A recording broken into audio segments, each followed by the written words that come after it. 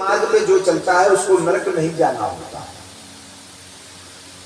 और वेद मार्ग पर ना चलने वाले को नरक में डाला जाता है। और 8 सूकर मुख पाप है, नरक है।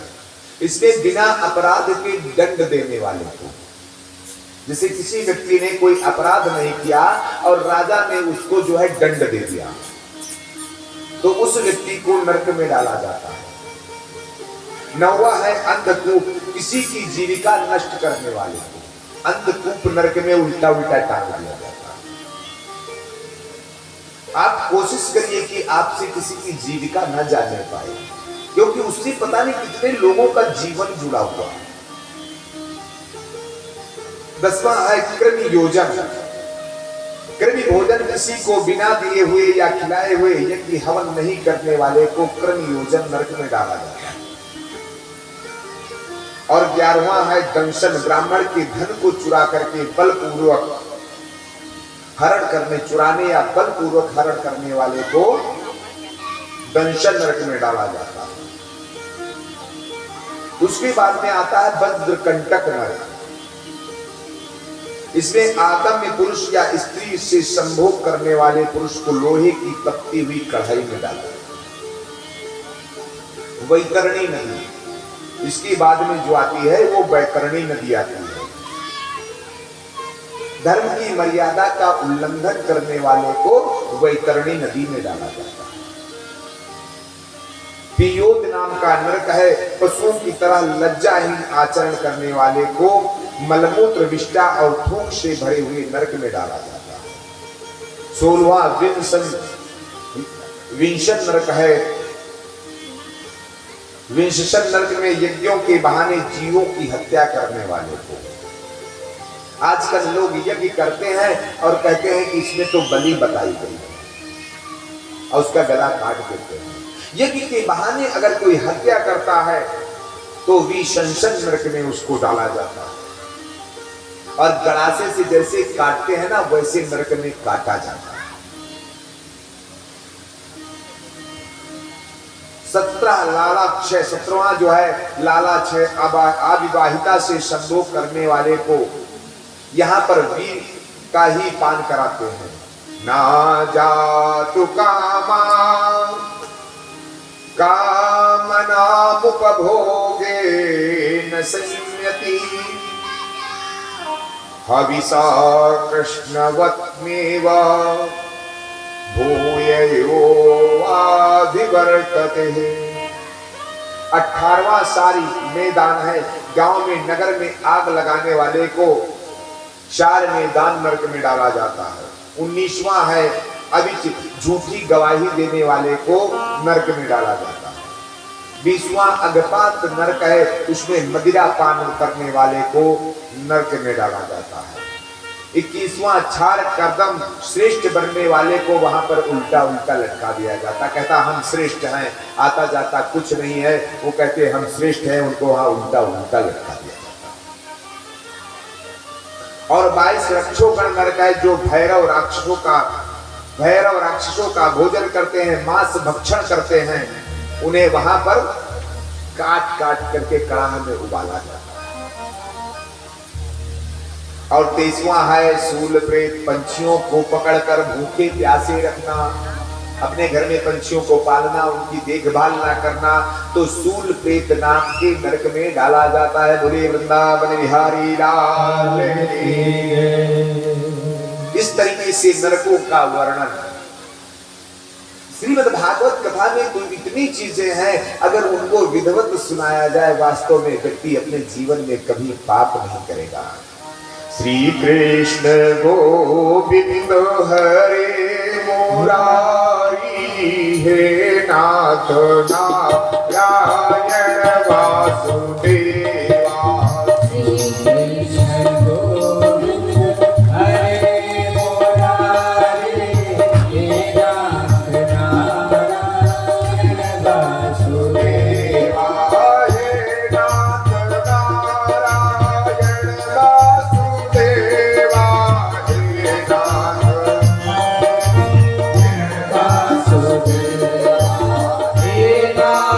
Krishna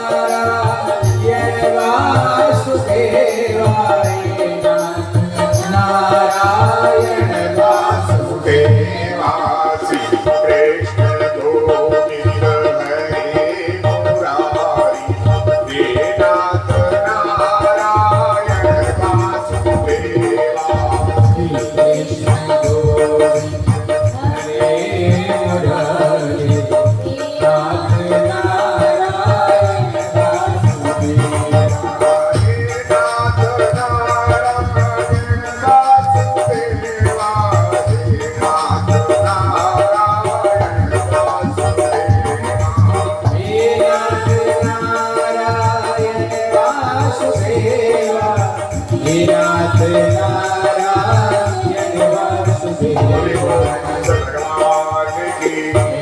इसके बाद में श्री स्तुल जी महाराज से परीक्षित जी कहते हैं, क्या कहते हैं कि महाराज आपने बहुत अच्छा आख्यान सुनाया, आपने प्रियव्रत उत्तानपाद वंश का वर्णन सुनाया, आपने सुनाया भूमंडल की स्थिति, नक्षत्र सूर्य चंद्र नरकों आदि का वर्णन सुनाया। अब आप मुझे वह बताइए जिससे प्राणी को अनेक यातनाओं से भरे नरकों में ना जाना पड़े। कहा मैं आपको अवश्य बताऊंगा। देखिए राम नाम संकीर्तन ऐसा है जिसके श्रवण मात्र से, करने से तो ठीक है, श्रवण मात्र से व्यक्ति नरक नहीं जाता। भैया आजकल क्या करेंगे, अपने बेटे का नाम क्या रखेंगे, क्या रखेंगे, अंग्रेजी में कोई नाम रख लेंगे, कोई पप्पू रखेगा, कोई चिंटू रखेगा, कोई मिंटू रखेगा, लेकिन अपने बच्चे का नाम कोई सियाराम रखना नहीं चाहता है, कहता ये पुराना कल्चर हो गया। अब आगे दुनिया जा रही है, आप भी उसके आगे चलिए। अरे हमारे मनीषियों ने उस कल्चर को अगर अपनाया है तो उसमें कुछ ना कुछ तो सार होगा। किसी ने कहा भी है, जिस भजन में राम का नाम न हो वह भजन को गाना ना चाहिए। जिस भजन में राम का नाम न हो उस भजन को गाना ना चाहिए। जिस भजन में राम का नाम न हो उस भजन को गाना ना चाहिए। जिस भजन में राम का नाम न हो उस भजन को गाना ना चाहिए। जिस जगह पे अपना मान न हो उस जगह पे जाना ना चाहिए। जिस जगह पे अपना मान न हो उस जगह पे जाना ना चाहिए। जिस भजन में राम का नाम न हो उस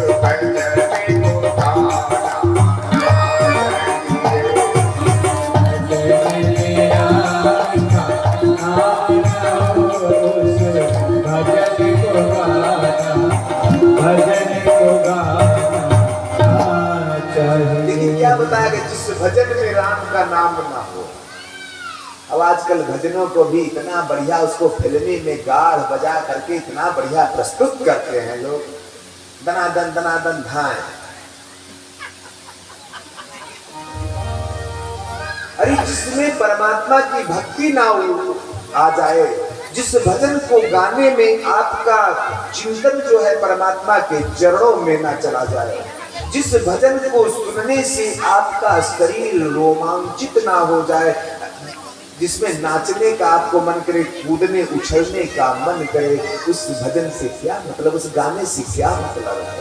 भक्ति करिए आप, भक्ति में मीरा की तरीके से मीरा का कोई भजन बता दीजिए जो ऐसा भजन मीरा ने लिखा हो जिसमें उत्तेजना हो।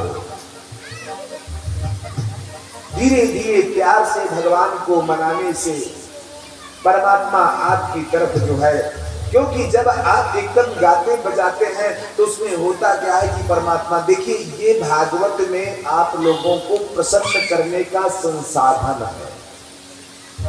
श्रवणम कीर्तनम विष्णु, ये कीर्तन मात्र के लिए है, ना कि आपके मनोरंजन के लिए। ये मनोरंजन का साधन नहीं है, मनोरंजन का साधन है तो ऑर्केस्ट्रा है। वहां पर पता लगा बहुत से आजकल भजन चल रहे हैं, भोला पीले पेप्सी कोला भंग न घोटू। ऐसे लोगों ने भजनों को ऐसा भगवान के साथ में अत्याचार मचा रखा है कि भगवान जाने क्या होगा इन कवियों का। ऐसे नरक में डाले जाएंगे जो नरक भागवत में भी नहीं लिखा है। बोले वृंदावन बिहारी लाल की। इसी में एक अजामिल नाम का जो है पातकी हुआ। देखिए उस अजामिल मेरी हमने जो आपको भजन बताया कि जिस भजन में राम का नाम ना हो, एक अजामिल नाम का पातकी था और वो इतना बड़ा पातकी था कि भगवान जाने। उसके घर में अगर कोई आता था तो बिना उसको लूटे वो जाने नहीं देता। उसने वेश्या से विवाह कर रखा था। उसका पेशा था डकैती करना, चोरी करना, लोगों को सताना। उसके जो बच्चे थे उनके बड़े अजीबोगरीब उसने नाम रख रखे थे। जैसे आज की जनरेशन है ना, शायद 20 घर में या 25 घर में या 100 घर में जाओगे तो कोई ऐसा व्यक्ति मिलेगा जो नारायण के नाम से उस बच्चे का नाम रखा गया हो। नहीं तो पप्पू, चिंटू, गुड्डू, मिंटू, पता नहीं कौन कौन से नाम दुनिया के ढूंढ करके आते। अरे भैया हमारे नारायण के सहस्त्र नाम है, आप उसमें से ढूंढ करके रखो। शिव जी के हजारों नाम हैं, आप उनसे ढूंढ करके रखो। माता के हजारों नाम है, उसमें से ढूंढ करके रखो। लेकिन वो नाम रखने में आपको लज्जा है, लज्जा। कहते हम तो अंग्रेज की बुआ, वो कहेंगे हम अंग्रेज के नाना काका मामा। आप अपनी संस्कृति को भूल गए हो।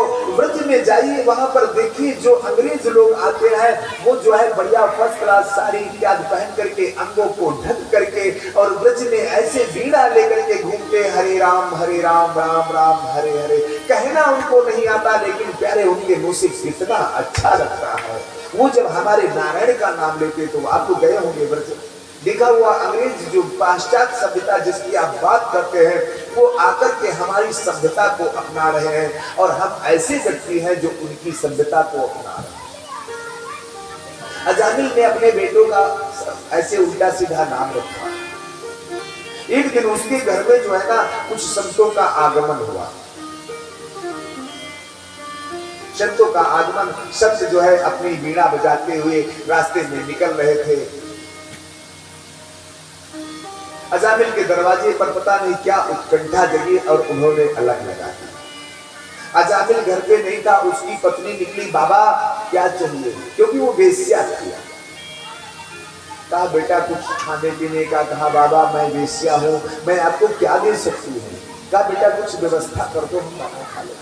कहा बाबा जो जल वगैरह पीना हो पी लीजिए, मेरा पति इतना निर्दयी है, इतना निर्दयी है कि वो आएगा आपके पास जो लोटा डंडा कमंडल है ना ये भी छीन लेगा। और वास्तव में परमात्मा का नाम जो है ना किसी से जुड़ता हुआ रखना चाहिए। एक सेठ जी थे, उनके 4-5 बेटे थे। एक संत पहुंचे, अब नाम की परिभाषा देखिए कितनी अच्छी है, उन्होंने अलग लगाई। तो सेठ जी बाहर निकले, बोले बाबा आप थक गए होंगे, क्या बैठने के लिए कुछ मंगवा दूं। कहा बेटा अगर इतनी दया हो जाए तो बहुत अच्छी बात है। कहा बेटा टूटे चारपाई ले आओ। बाबा ने सोचा ये तो बैठने की व्यवस्था जो दे रहा है टूटी चारपाई पे दे रहा है। कहा बच्चा मैं संत हूं, मैं चारपाई पे नहीं बैठता हूं। कहा बाबा नीचे बैठोगे। कहा हाँ बैठो, नीचे की व्यवस्था करा दो। कहा बेटा फटे टाट ले आओ। बाबा ने सोचा ये हमको फटे टाट पर बैठा देगा, इसलिए जो है कहा भैया मैं जमीन में ही ठीक हूं, मैं जो है टाट पे नहीं बैठूंगा। बोले बाबा भूख लगी होगी, भोजन करोगे। कहा बेटा अगर इतनी कृपा हो जाए तो बहुत अच्छी बात होगी। कहा बेटा बासी खाना ले आओ। ये बच्चों के नाम हैं, ये उसने अपने बच्चों के नाम रख रखे हैं, टूटे फटे बासी। बाबा ने सोचा कि हमको जो बासी खाना ही खिला देगा।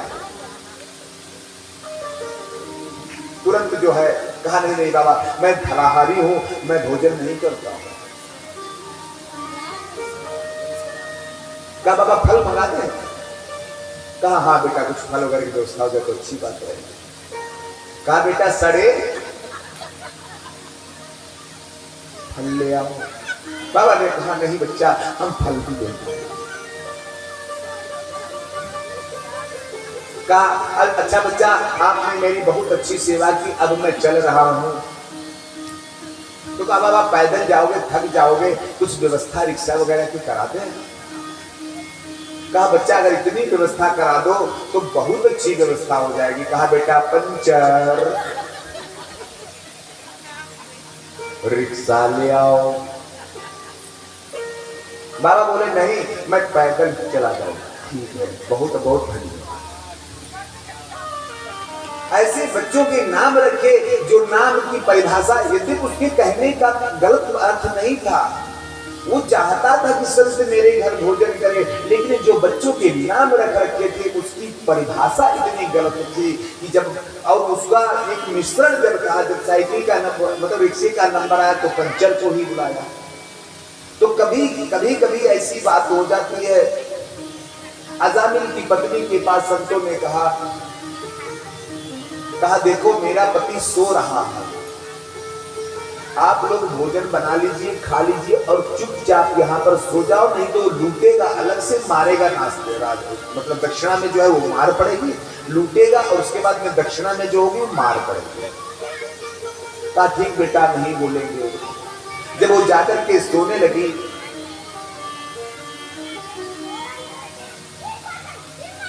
तब अजामिल के दरवाजे पर बाबा लोगों ने बढ़िया संगीत का सुर लगाया।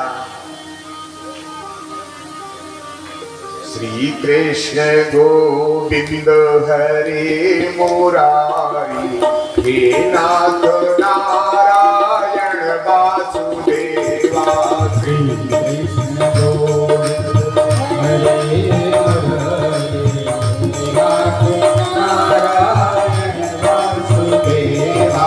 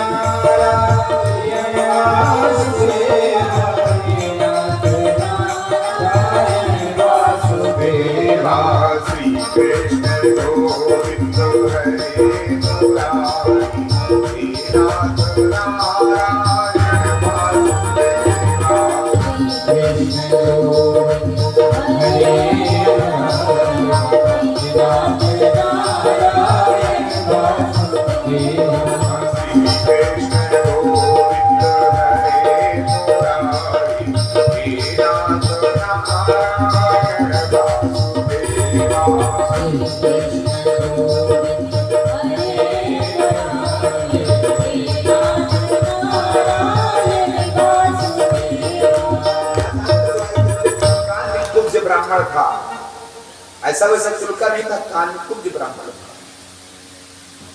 लेकिन वो जो है,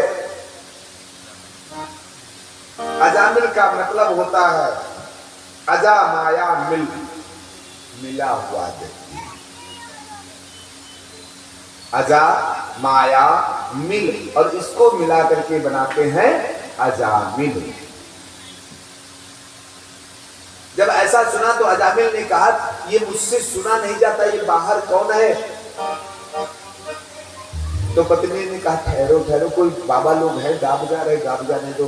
कहा इनसे कह दो शांत हो जाए, नहीं तो फिर हम अपनी प्रक्रिया में अगर आ गए तो थोड़ा गलत हो जाएगा।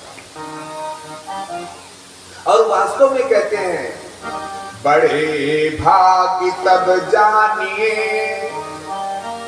जब मिलने आए संत। आपके बहुत बड़े भाग्य होते जो आपके दरवाजे पर कोई संत आता।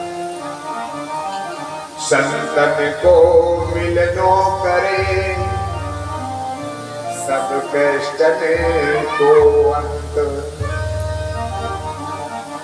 संत समागम हरि कथा तुलसी दुर्लभ दोई।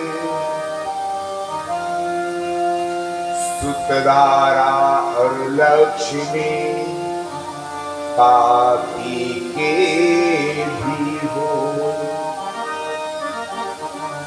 अरे संतन के संग लाग रे तेरी अच्छी बनेगी, संतन के संग लाग तेरी अच्छी बनेगी, संतन के संग लाग रे तेरी अच्छी बनेगी, संतन तेरी संग लाग रे तेरी अच्छी बनेगी।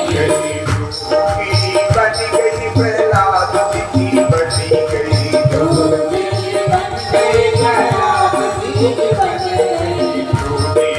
बन गई प्रहलाद की बन गई, बन गई प्रहलाद की बनी गई, बन गई प्रहलाद की बन गई। प्रहलाद तेरी अच्छी बनेगी, संतन के संग लाग रे तेरी अच्छी बनेगी।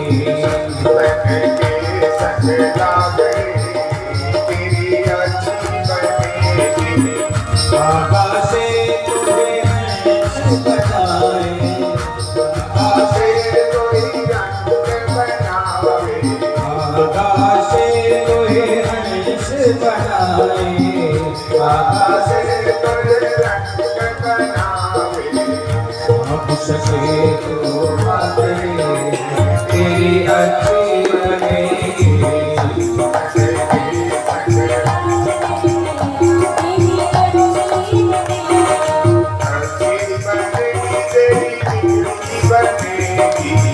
अच्छी बनेगी तेरी बिगड़ी बनेगी, अच्छी बनेगी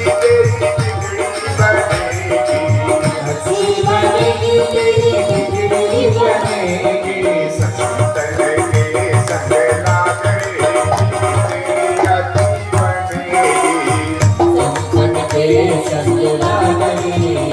तेरी अच्छी बनेगी।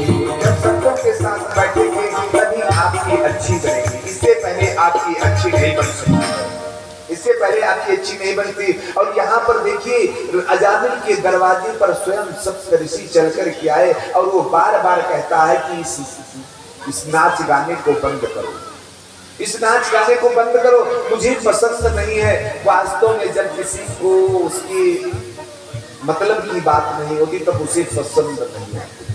जय जय श्री राम। किसी को पसंद नहीं आती है, होता क्या है, जब सुरेश ऋषि लोग जाने लगे ना तो कहा बेटा आपने सेवा मेरी तो बहुत अच्छी की है, आपने खिलाया पिलाया इतना सम्मान दिया। और वास्तव में संत को जैसी भी व्यवस्था मिले उसमें वो सुखी रहे। कहा आपने बहुत अच्छी व्यवस्था की मेरे लिए, आपने इतना सम्मान दिया, तो अब मैं जा रहा हूं तो दक्षिणा तो दे दो। कहा बाबा आपको दक्षिणा बस मैं यही दे सकता हूं कि मैं आपको लूट नहीं रहा। कहा भैया मैं आपसे धन की याचना नहीं कर रहा हूं।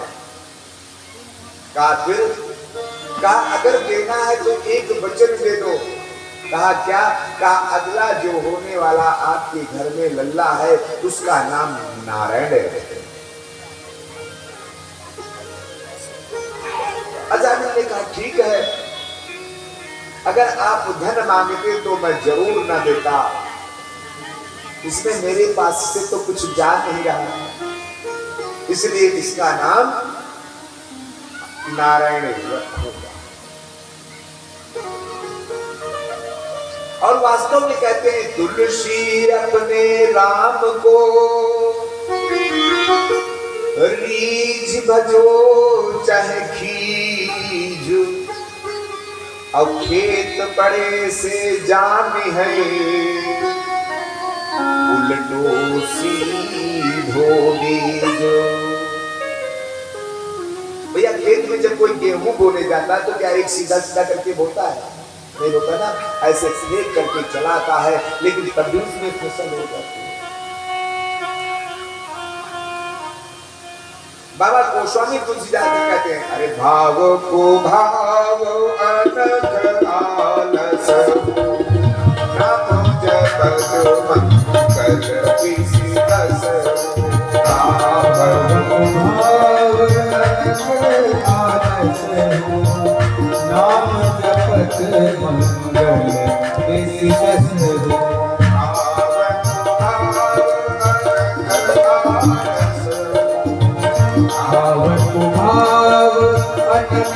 आलस नाम जपत मंगल विषि दस नाम जपत मंगल विषि दस आप ऐसा भी नाम आप लीजिए, और जब आप अपने बेटे का नाम रखेंगे तो स्वाभाविक है दिन में 10-5 बार जरूर नाम निकलेगा। और वास्तव में वो अजामिल का इतना प्यारा बच्चा हुआ कि अजामिल जब किसी को बुलाता, नारायण जरा पानी ले आओ, नारायण भोजन की व्यवस्था बन गई कि नहीं बन गई, नारायण माँ से पूछो मेरे वस्त्र तैयार है, नारायण मैं जा रहा हूं। अरे कितनी बार वो नारायण का नाम लेता था, कितनी बार नारायण का नाम लेता था। जब उसकी मृत्यु नजदीक आई, यमदूत आकर के खड़े हो गए और वो कह रहा है, नारायण बचा लो मुझे, मेरा प्राणांत हो रहा है। और वास्तव में सबसे बड़ा अगर संसार में कोई कष्ट है ना, तो वो मृत्यु जिसको आ रही हो उससे पूछो कि शरीर में कितनी वेदना होती है।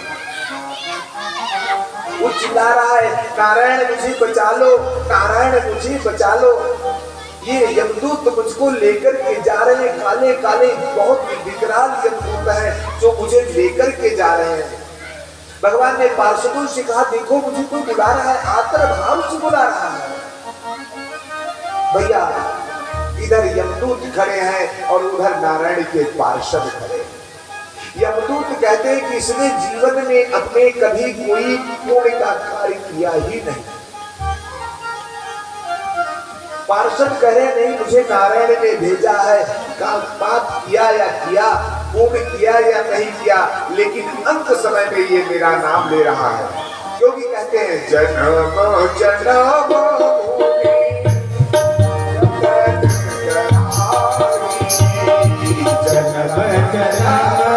मुनि जतन कराई, जन्म जन्म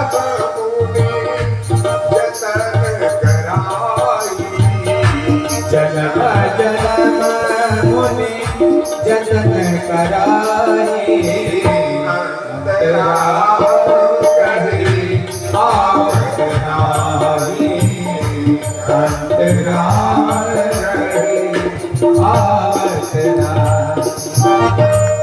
जन्म जन्म मुनि जतन कराही। अरे मुनि लोग जो वर्षों तक तप करते हैं, उनसे अंत में राम निकलता नहीं।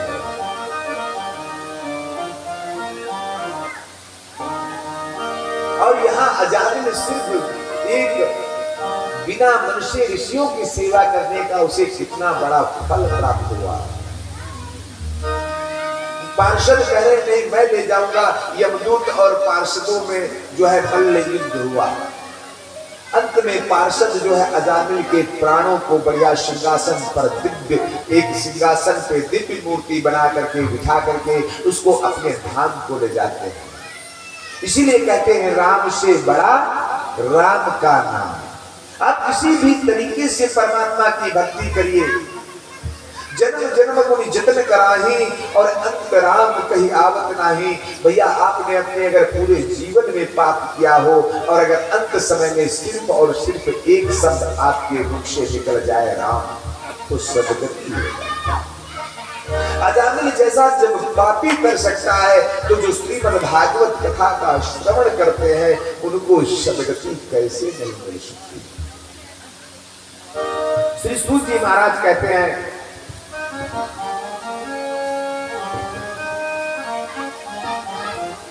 इस तरीके से जो है अजामिल का जो है उद्धार हुआ। इसके बाद में हंस गुह्यक स्तोत्र की होती है, फिर दक्ष कन्याओं का जो है वर्णन आता है। दक्ष कन्याओं का वर्णन आता है। ब्रह्मा जी के कहने पर अपनी भार्या अश्विनी से 8 कन्याएं पैदा की दक्ष प्रजापति ने। उनमें से 7 कन्याओं से 10 धर्म को और 13 कश्यप ऋषि को। एक ऋषि से 100 विवाह पहले कर दिए जाते थे। अगर अब हो जाए तो भगवान जाने क्या होगा। 13 कश्यप को, 27 चंद्रमा को, 2 भूत को, 2 अंगिरा को और 2 कृष्णावश्य को और 4 तार्श को। इनके साथ अपनी 7 कन्याओं का विवाह किया। सबसे जो है धर्म की 10 पत्नियां हैं और इनके सबके जो है संतानें भी हुई। उनके नाम अगर मैं बताऊंगा तो बहुत टाइम लगेगा। भूत की 2 पत्नियों का वंश वर्णन आता है। अच्छा, चंद्रमा को जो विवाह हुआ था 27 कन्याओं का, ये जो 27 नक्षत्र है ना, इनकी जो पत्नियां वही हैं। चंद्रमा जो है अपनी एक पत्नी को बहुत प्यार करता था। दक्ष प्रजापति से आकर के उन सभी कन्याओं ने कहा, पिताजी आपने हमको कहां फंसा दिया, वो उसको ज्यादा मानते हैं। तो उनको श्राप दे दिया था कि आप जो है क्षयहीन हो जाओ। फिर काफी अन्य विनय करने के उपरांत 15 दिन चंद्रमा पूर्ण होता है, उसके बाद में 15 दिन घटता रहता है। अदिति के 12 आदित्य पैदा हुए और इसी तरीके से गुरु बृहस्पति के द्वारा इंद्र का त्याग करना वृत्तासुर का आख्यान। और वृत्तासुर के बाद में वृत्तासुर को मारा जाता है। उसके बाद में दिति वंश का वर्णन और इसके बाद में महाराज कश्यप ऋषि के वंश का वर्णन आता है। कश्यप के जो है दिति से दैत्यों का जन्म हुआ। दिति से जो है दैत्यों का जन्म हुआ। एक दिन दिति ने जो है महाराज कश्यप से अनायास ही जो है चेष्टा कर बैठी कि हे स्वामी मेरे साथ प्रतिक्रिया करिए। कश्यप ने कहा, देखिए देवी ये सूर्यास्त का समय है, इस समय ये ऐसा नहीं हो सकता है। लेकिन वो पत्नी इतना ज्यादा व्याकुल हो गई, कश्यप ऋषि को वहां पर उसके साथ में प्रतिक्रिया करनी पड़ी, जिससे कि राक्षसों की उत्पत्ति हुई और दिति से देवताओं की उत्पत्ति हुई। वहीं पर हिरण्याकश्यपु और हिरण्याक्ष का जन्म हुआ।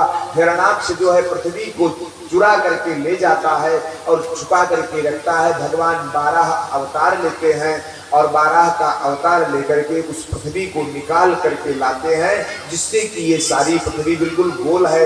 आप लोगों ने देखा होगा कि 12 की दांत होता है। आजकल के जो 12 ये रोड में घूम रहे हैं इनसे मतलब नहीं है। जिनके दांत होता है वो ओरिजिनल भगवान विष्णु के अवतार 12 है। बोले 12 भगवान की। 12 के द्वारा हिरण्याक्ष का वध होता है। इधर हिरण्याकश्यपु को क्रोध आता है। उसने काफी समय तक तप किया। ब्रह्मा को जब एक नाखून के ऊपर खड़ा होकर के वो तप कर रहा था,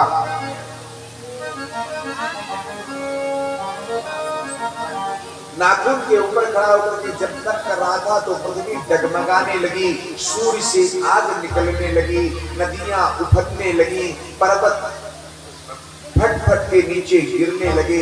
इतना तप कर रहा था कि उसके जो है सर से अग्नि निकले जो ब्रह्म लोक को जाने। इतना प्रचंड तप देख करके ब्रह्मा जी प्रकट हुए।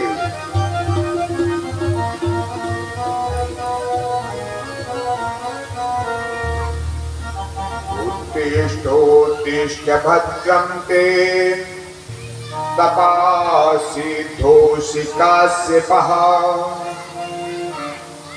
वरदोऽहं प्रियायातो यता मिति सको बरह।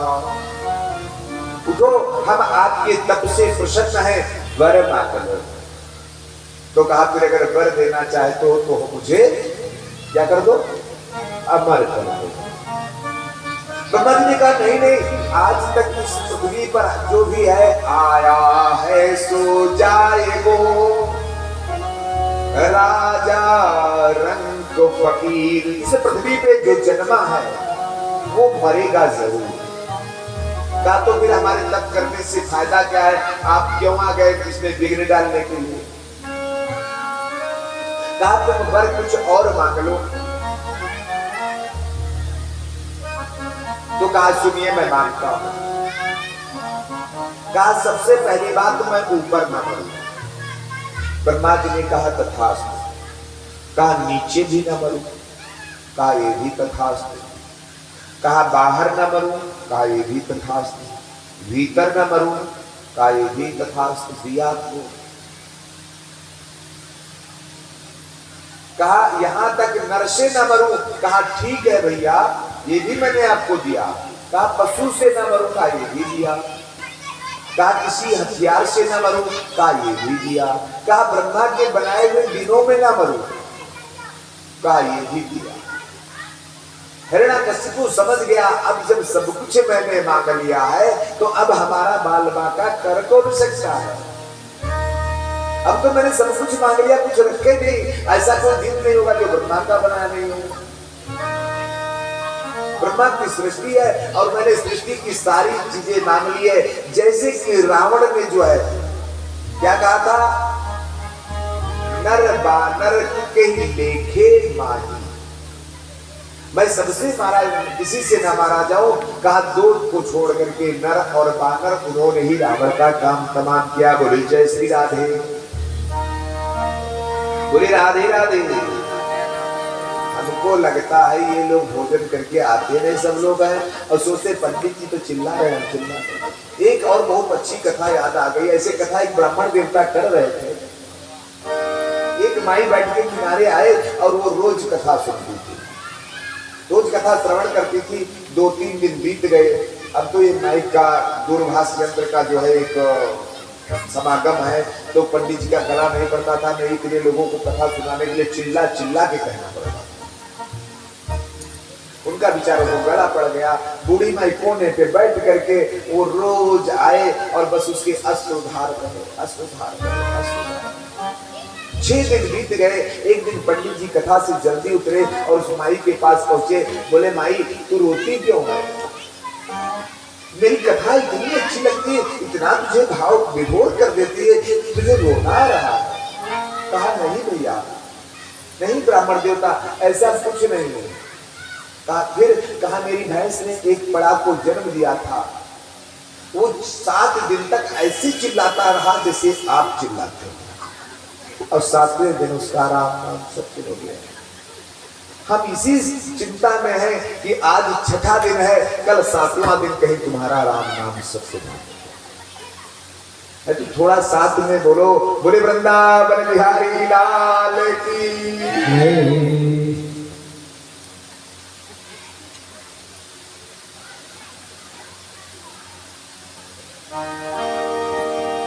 हिरण्यकशिपु सोचने लगा कि मैं तो अजर और अमर हो गया।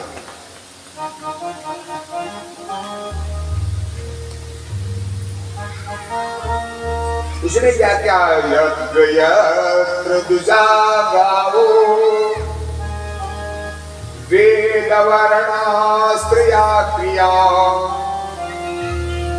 तम तम जनपदम यात संदीपयत् पश्चातः। उसके जो अनुचर थे जगह जगह हर जिले में जाकर के सभी जितने जप इत्यादि करते थे उन सबको नष्ट करके कहा सिर्फ और सिर्फ एक जो है भगवान है। और वो भगवान कौन है, हिरण्यकशिपु।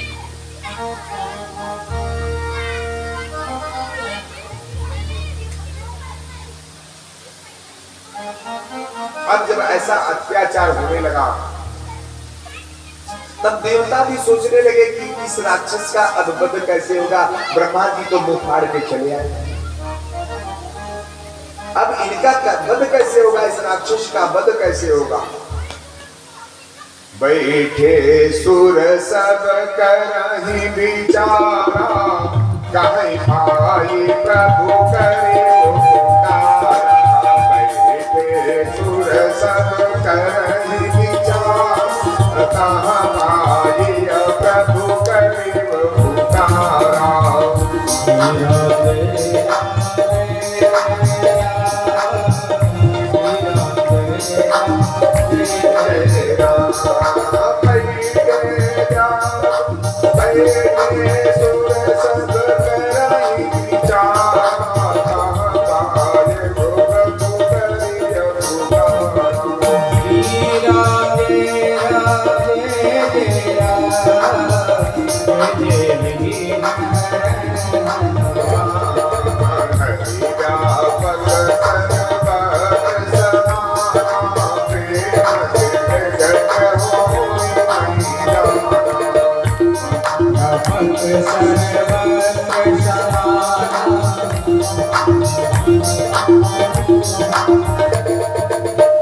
जब ऐसा कहा तो देवता लोग त्राहि करने लगे। हिरण्यकशिपु जहां जाता वहां पर अत्याचार करता और कहता सिर्फ और सिर्फ भगवान कौन है, मैं। और वास्तव में जब किसी धर्म का जो है, आज होता क्या है कि लोग जो है एक नया धर्म बना लेते हैं। अच्छा एक बात बताइए, सबसे पुराना धर्म कौन सा है? सनातन धर्म। तो क्यों ना हम पुनः आओ लौट चले सनातन की ओर, चल करके जो है आगे बढ़ करके देखें कि अपने धर्म की रक्षा के लिए हमको जो है, जबकि रामचरितमानस में कहते हैं, मैं कुछ नहीं कहता हूँ, व्यासपीठ में बताया गया जो अपने धर्म के प्रति जो है वफादार ना हो, ऐसे व्यक्ति को जो है इस जीवन इस संसार में रहने का क्या मतलब है, वो पशु के समान है। और धर्म से देखिए, अरे जाके हृदय राम बैदेही, तजिहे ताहि कोटि बैरी सजन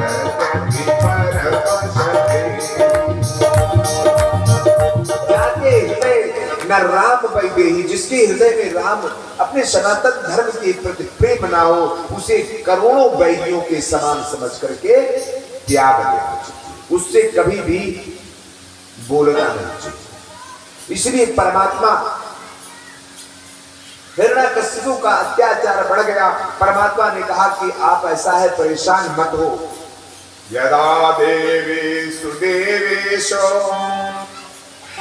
यदा देवेषु वेदेषु, गोषु विप्रेषु साधुषु,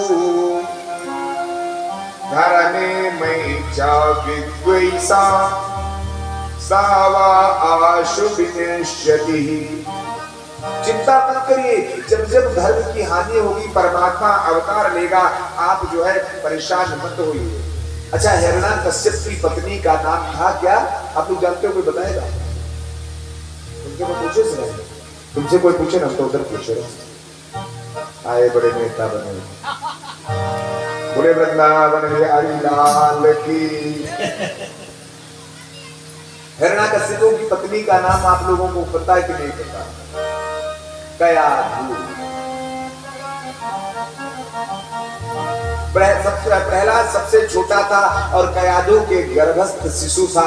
ऋषियों ने क्या किया, उसको एक कयाधु को ले जाकर के एक आश्रम में रखा और वहां पर जो है ना हरि नाम संकीर्तन होता था। और कयाधु यद्यपि राक्षसी थी, लेकिन एक चीज बता देते हैं, गर्भ में पलने वाले बच्चे को जो संस्कार मिल जाते हैं वो उसकी जन्म जन्मांतर तक है। आप देखिए अभिमन्यु को कहां संस्कार मिला? गर्भ में। 6 द्वार तोड़ना मिल गया। इसीलिए कहते हैं माताओं,